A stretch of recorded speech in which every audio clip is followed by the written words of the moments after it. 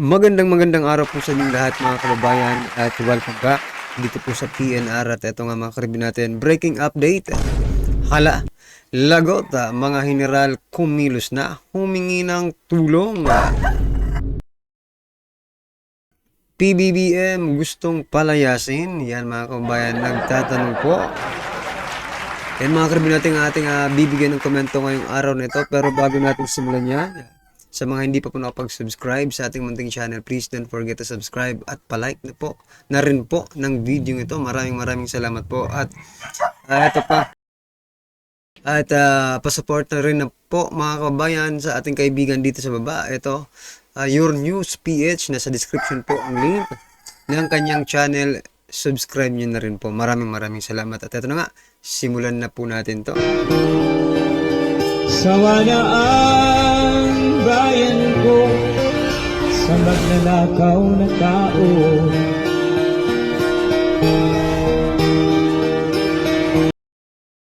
So ito nga mga karibin natin, bago po natin simulan i-play ang video ito. Ito kasi nanggigigil ako sa post na ito Tingnan natin to.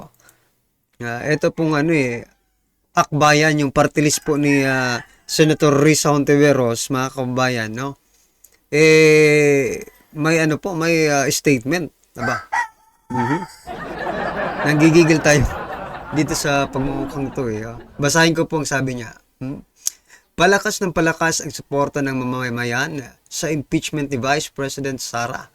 Padami ng padami ang ebidensya na nagtuturo sa kanyang impeachable offenses. Yan, mga offenses marami. Kasabay nito, paliit ng palit ang mundo ng mga Duterte. Unti-unti na silang napapalibutan ng tawag ng hustisya at pananagutan. Ang araw ng pagharap nila sa batas ay nalalapit na. Nako, yan mga karibin natin. Ang sabi po ni Representative Percy Sindanya ba to? Sindanya. Okay. Yan po yung akbayan party list. Diyan po galing si Senator Risa Hontiveros. Kaya pala parehas po sila ng pag-iisip, no? Aba, biro mo sinabihang paliit ng paliit ang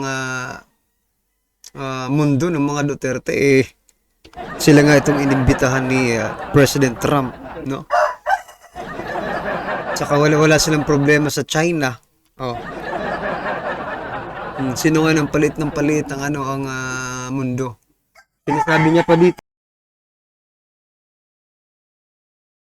Sinasabi pa niya dito mga kabayan na parami na raw ng parami ang sumusuporta sa kanila. Kung parami ng parami yan, dapat na-impeach nyo na yan kahit walang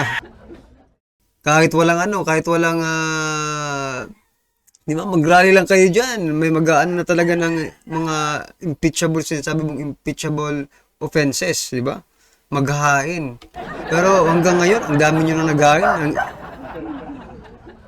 Ang dami nyo nang naghahain ng impeachment complaint. Hanggang ngayon, hindi nyo pa na hindi nyo pa napapatalsik si Vice President Sara Duterte. Kaya nagpapatawa lang ang taong ito, mga karibin natin. No? Ito ang matindi. Pasensya na kayo, i-delay lang natin saglit yung video Pero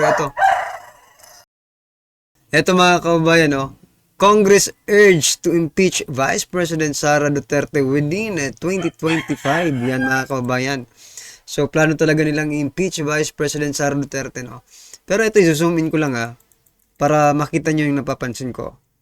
Tingnan nyo mga kababayan, may napapansin po ba kayo dito sa picture na ito? Bukod po sa mga makabayan black, at mga estudyante yata to mga kababayan, ginagamit na naman po nila yung mga estudyante. Napapansin nyo ba yung napapansin ko? May nakapansin na yata tama po kayo. Ito po, etong mga placards, no? Maghahain lang ng, ano ba yan? Rally ba ito?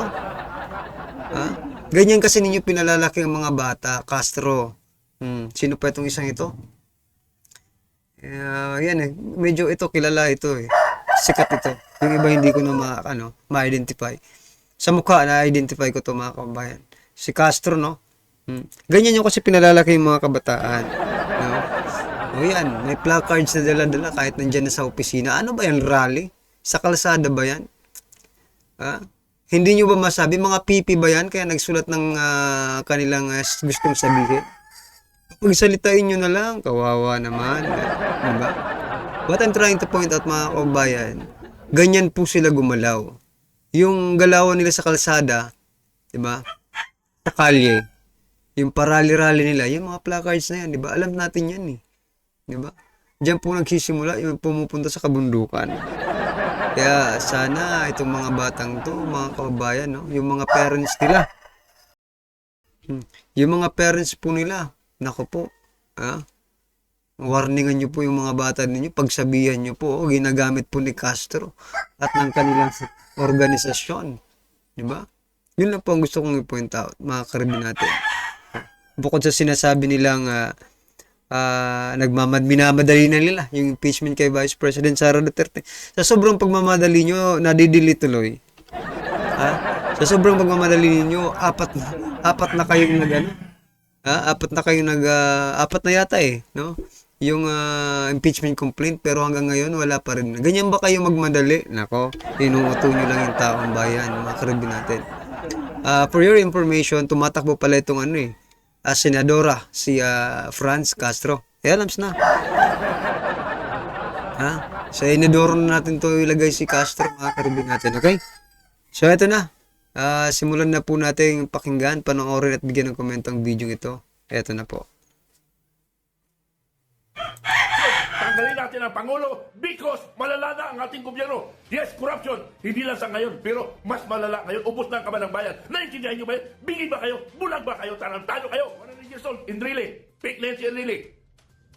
Idol ko yan, pero ngayon, bulag na rin siya. Mamamatay ka na ka lang. Enrile, ganun pa rin ang sasabihin. Pangulong Marcos, mag-isip ka na. May panahon ka pa. May panahon ka bang isip. Pero yung 25 na hindi ka nagpa-drug test, ay wala na kami magagawa. Hindi ka humingin sa taong bayan. Taong bayan ang kausap po, Pangulo. Ang issue ngayon, paano natin mapatalsik si Marcos? Ang solusyon na mapatalsik si Marcos, tulungan nyo kami, mag-disseminate na kami sinasabi at makinig kayo sa hudyat namin. Ang hudyat lang namin, ang pakinggan ninyo. Other than that, wala na. Because tatlong grupo pa ang gustong umagaw sa administrasyon. Tatlo. Pang-apat kami. And we, the Filipino Guerrilla Force, we stick for the Constitution, 1987 Constitution. Doon lang tayo. Kasi yung iba, ayaw nila kay Inday Sara. Ang iba, Inday Sara. Pero ibang nasa likod. Baka gamitin si Inday Sara. Or mayroon naman grupo na ayaw kay Inday Sara. At mayroon pang military junta na makikisingit yung military.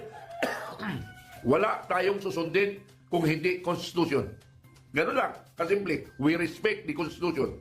I-amend lang yung Constitution natin na babaguhin. Basta objective natin, mga kababayan kong nagmamahal sa ating bayan. Corruption, abuse of power, yung drugs, communists.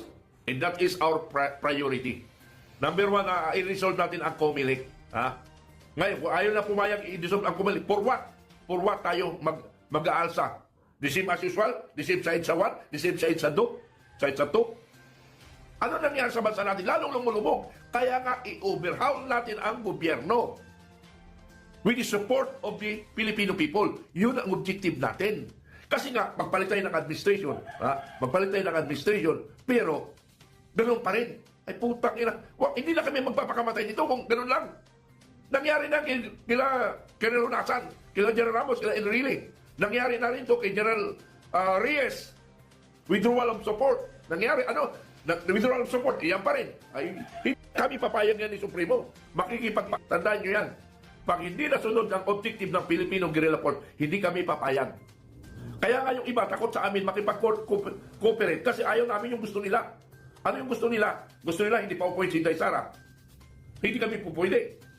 Kasi mayroong nasa likod nila. It's either... Kung baga patatalsikin po si PBBM tapos iba ang papaupo. Sino naman yung papaupo ninyo? Si Escudero. Kasi yun po ang nasa Constitution, di ba? Pag walang president, vice president, senate president. Okay? Tapos pag wala naman senate president, house speaker. Baka Baka si House Speaker Martin Romualdez pa maging presidente nito. Patawa rin ang mga ito ng mga kababayan. Dapat po ang Vice President, pag for example, pinababa ang presidente, for example lang mga kababayan ha, pag pinababa po ang presidente, Vice President po. Pag walang Vice President, Senate President. Pag walang Senate President, House Speaker. Yun po ang hierarchy no, ng ating gobyerno. Junta or communist or socialism. Binibigyan ko kayo ng idea, binibigyan ko ng idea, Pilipino. Please share this my vlog. Ito na, pinakalak na vlog namin.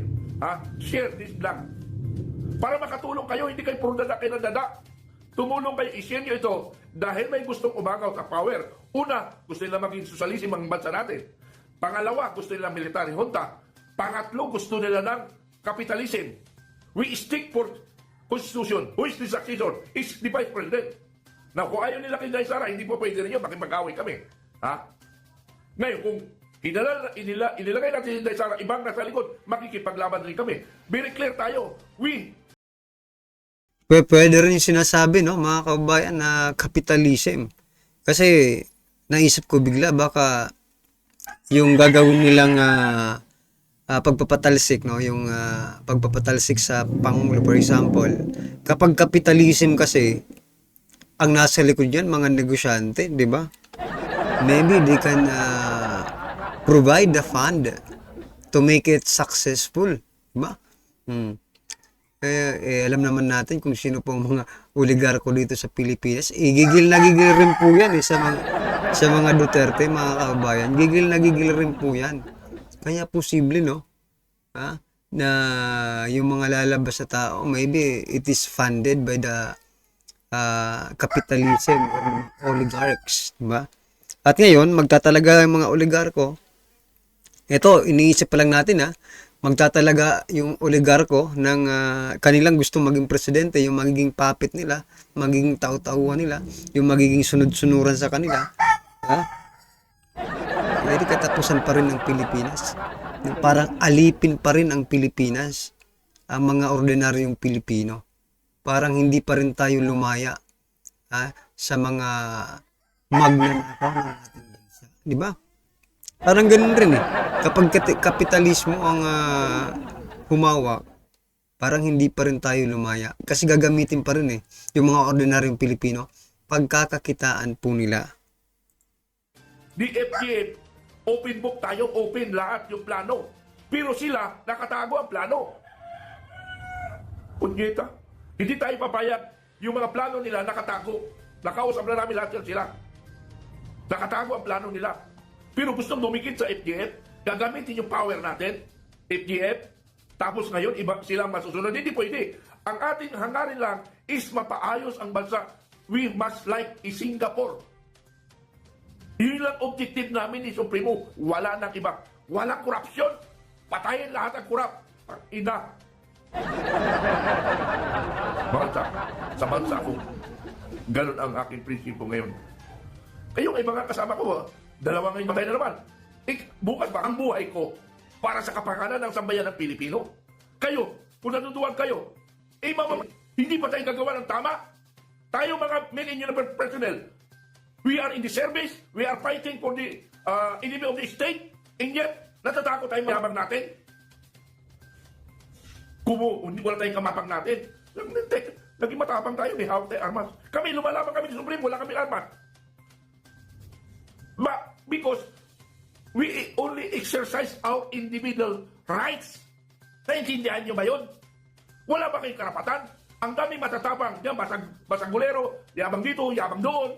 Pero your individual rights, natakot kayo. Lalo na mga pensioner. Natakot kayo. Bakit kayo natakot? Matakot kayo matanggalan ng pension? Matakot kayo parang ina. Binawasan na nga po di ba? Yung mga pensioners natin, mga kababayan, binawasan po ang kanilang budget. So, yan, nagsisimula na ba? Nagsisimula na ba silang gumalaw? Yan mga karibinan. Tatanong lang. Tapos, binawasan pa po ang budget ng Armed Forces of the Philippines, mga kababayan. Yung modernization budget, no? sana, malaki-laki rin yung nabawas, mga karibin natin. Kaya ito, naghihimutok, sumasabog sa galit itong ating mga retired, no? Kasi nakikita po nila na it's not right, no? Kasi ang tapang-tapang natin makipaglaban sa kung sino man, di ba? Tapos yung modernization natin binawasan pa ninyo. So what are you trying to imply, mga karibin natin? Na mano-mano na lang dahil Pilipino tayo, matapang tayo?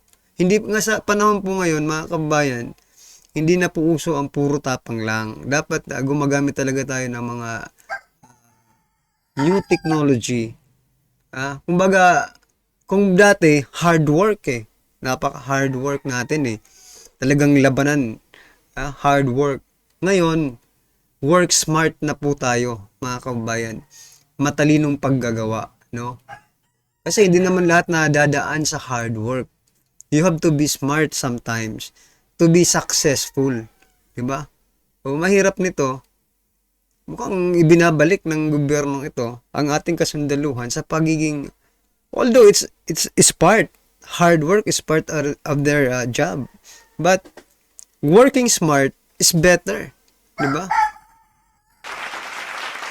Yun po yung gusto kong point out dito.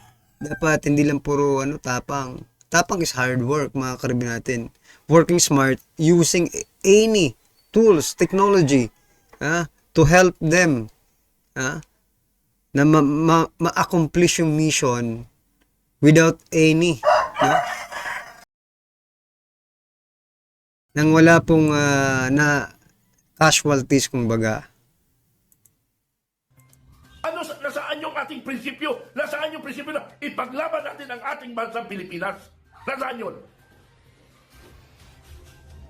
Nasaan yung tapang natin na tipinsan ang ating bansa? Nasaan kayo? We are receiving pension coming from the Filipino people. Without them, wala tayong pensyon. Ngayon, binawasan na nga tayo ng administrasyon ngayon. Hindi pa kayo kumikibo. Asan kayo? I'm sorry for the word. I'm challenging you, everyone, pensioner. Civilian pensioner. Many level personnel. I challenge you, everyone.